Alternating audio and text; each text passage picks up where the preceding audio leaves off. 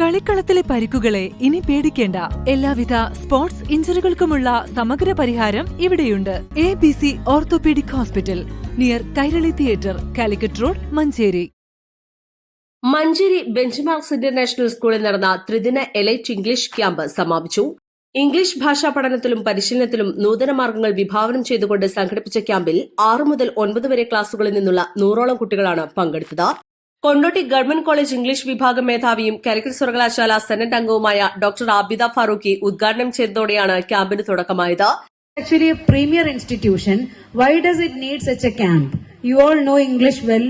And then he told me about etiquette. He is going to teach you about table manners.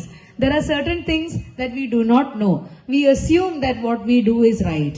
And as I was looking through the schedule, you have leadership, you have public speaking, you have how to, all the ingredients that are needed for a 21st century student.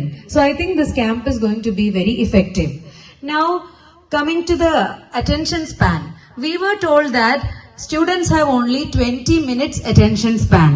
So after 20 minutes, we can... ചടങ്ങിൽ school principal K Unnikrishnan, managing trustee CC Usman, vice principal Subhash Pulickal, chief operating officer Ismail എന്നിവർ പ്രസംഗിച്ചു. തുടർന്ന് Manjeri unity women's കോളേജിലെ English വിഭാഗം associate professor doctor Shahina Mol English ഭാഷാ പഠനത്തിന്റെ പ്രാധാന്യത്തെക്കുറിച്ച് class എടുത്തു. രാത്രി ഭക്ഷണത്തിന് ശേഷം ഗിറ്റാറിസ്റ്റ് നടാഷിയുടെ സംഗീത വിരുന്നും ക്യാമ്പിന് ഉത്സാഹം പകർന്നു.